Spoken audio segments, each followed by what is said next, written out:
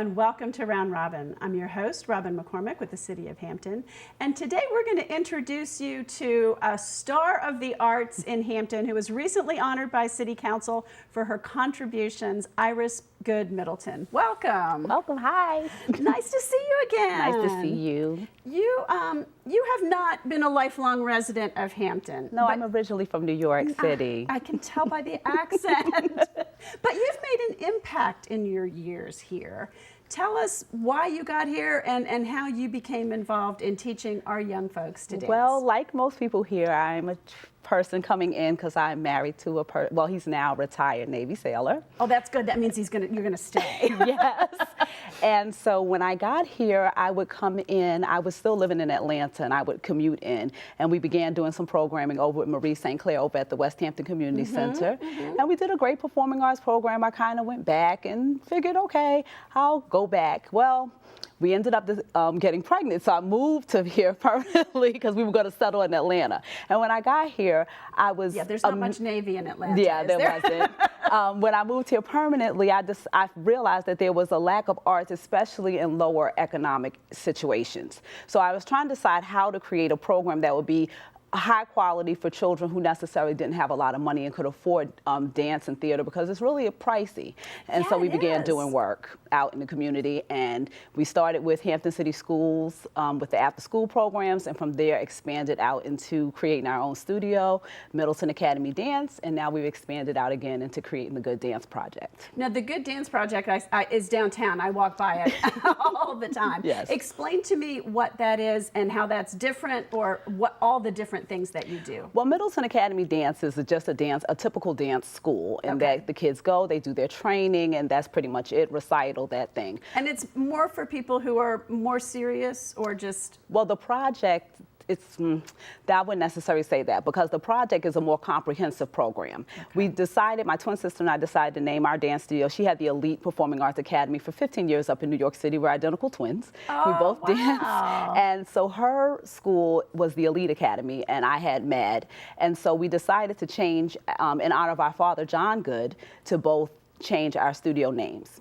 But we wanted to create a program that would be more than just the arts. We wanted to be able to encompass utilizing the arts to better their lives. So the project is there because we're utilizing the arts as a way for young people to choreograph or create the lives they want, and utilizing the same tools and skills that they learned while they're training their body to make it do things that they one day walk in and thought it couldn't do. You can do the same thing with your life. So that's the premise behind the Goode Dance Project. So how does that work then? They just don't come in for a 1-hour class once a week? No. How does it? The children train a lot, but on top of that, they have character building exercises. We do, it's very much, we have mentors come in. We've taken some of the kids up to New York to experience what the arts are really, being able to take classes at Alvin Ailey and Jamaica Center for Arts and Learning, the Mark Morris Center, for those of them that want to create, pursue an arts career, to really experience it at that level,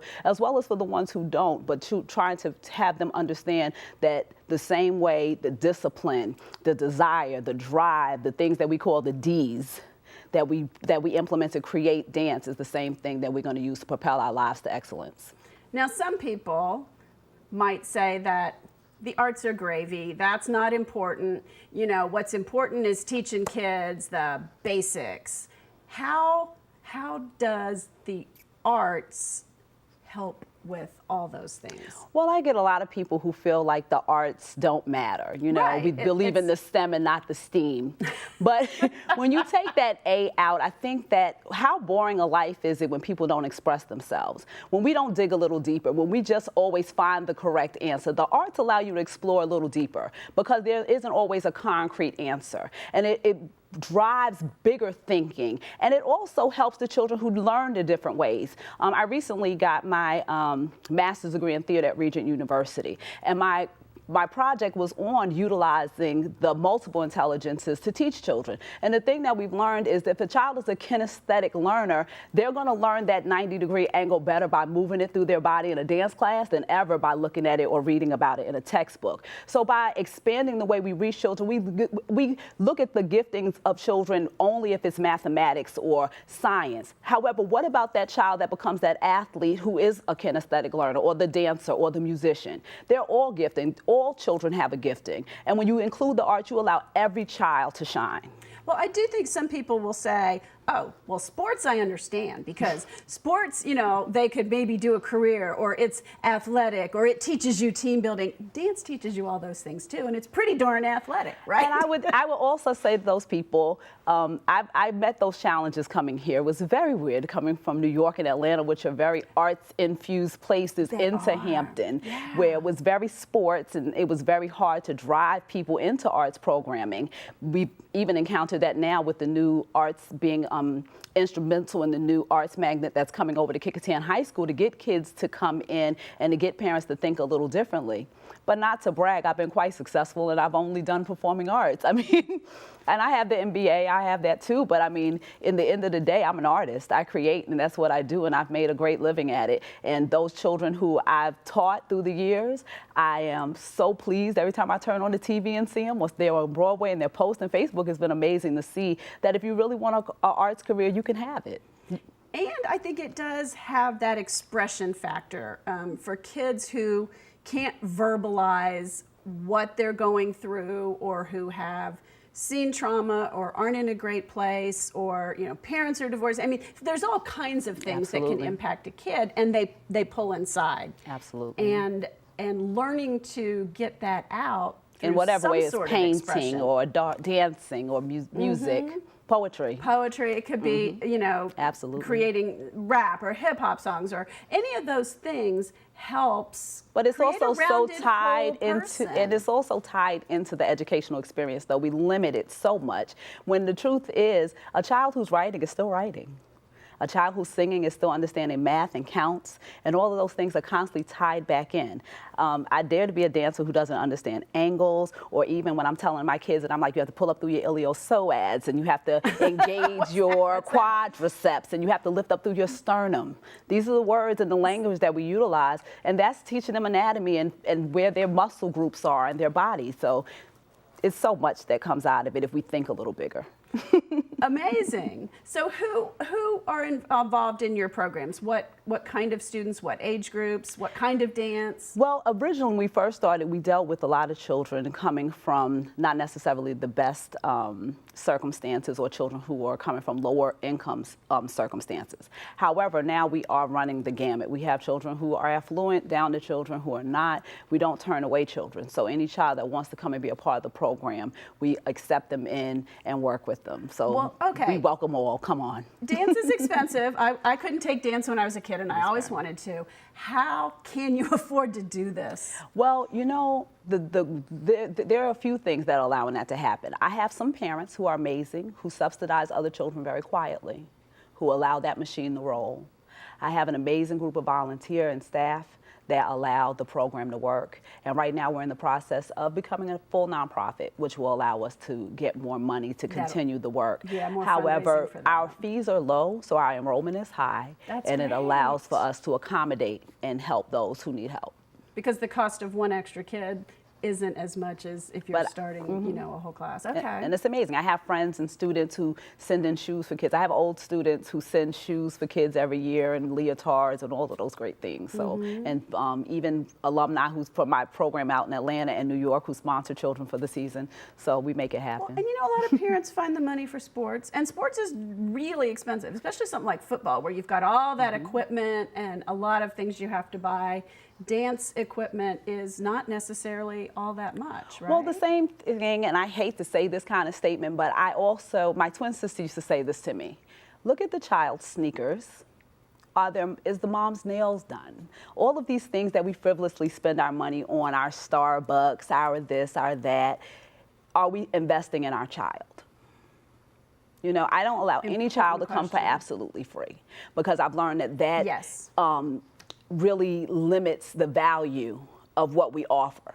You're going to do something. However, we want you to think about what we're doing, and the investment made in your child is one that you will never lose. On that's going to return over and over again into the world, into society as a whole.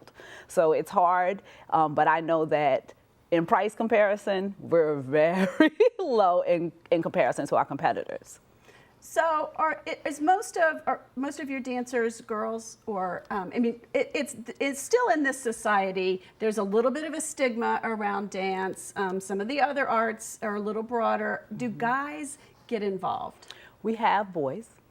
We have some amazing alumni boys that are now in college too, Dontario and Ewell, who are out and performing in college, doing great things at East Carolina University and VCU.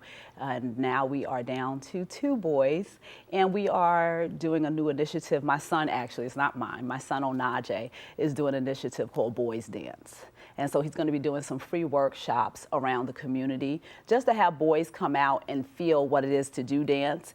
And you know, he's typically the football playing boy. He's really that, you know, that he really kills this quote unquote stereotype that is associated with male dancers, you know, which whatever way a boy wants to express himself should not be limited. That's right. You know, we should not be box our defining boys in how way a too boy much. should be. This is what boy is, and if a boy does anything outside of that, then he's no longer cool or masculine and all of those things. Well, Onajae kind of shadows that idea, you know, and he gets to hang out with some pretty cool girls all the time. Hey, there's another incentive. It has that benefit. But it's a really athletic thing. It's a really expressive thing. And we really are striving to get more boys involved with boys dance too. Wonderful. And you're doing outreach to kind of go to where those guys might be. Yes. To show them what it's like. We'll be partnering with a lot of the community centers and doing free one-day workshops out here and in Newport News. Wonderful. Okay, well, I do. You've brought some students Yes. who are gonna dance for us. But I do want to give you a chance if there's anything I have forgotten to ask you about that you want to talk about.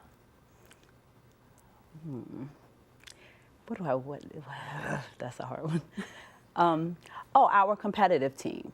So we do have a very well-scoring and strong dance competitive team. And they are doing very well right now. We have a mini soloist who has now won a title, junior soloist title, and both of our teams, Onajae, my son, as well as our Anaya Francis, she also won the title. So they have been doing an extraordinary job with our team. And we're looking for kids to come out and join. We have 3 levels of teams. We have recreational level, intermediate level, and the elite level. So no matter what level your child is coming in on, they get to experience that competitive experience. And it's a really, really fun and rewarding experience. You know, sometimes you go, and this year we took second to an amazing piece from out of Virginia Beach. And, you know, and it's amazing when the kids go, that was good, instead of getting upset. They're learning to appreciate the art form and understand that it's opinionated. I mean, it's 3 people's opinion every time you go out there. So go out there and do your best. So that would be our big thing. And we're going to be creating a new musical called Hampton Holiday. And it is our take sort of on A Christmas Carol. So we want everyone out this winter. So hopefully it becomes a city classic because it's really funny as we meet Bethel, as Hampton Holiday meets Bethel and Phoebus and Kiki Tien, and they teach him about how to behave during the holidays. I wrote that musical. I'm a theater person as well, so we do a lot of theater as well. You are very versatile. Yes. Wow. Okay. Thank you very much. Thank We're you. going to break. Well, tell us who's going to dance for us. Oh, we have 2 of my students, Dominique Frazier and my son, Onajae Edmund. And they'll be dancing, doing a contemporary piece. A contemporary piece. Okay, well, thank you very much. Thank you. And thank you for watching. Please stay tuned and you will get to see what we've been talking about. Thanks. Turn down the lights, turn down the bed, turn down these voices inside my head. Lay down with me, tell me no lies, just hold me close, don't patronize, don't patronize. your nice.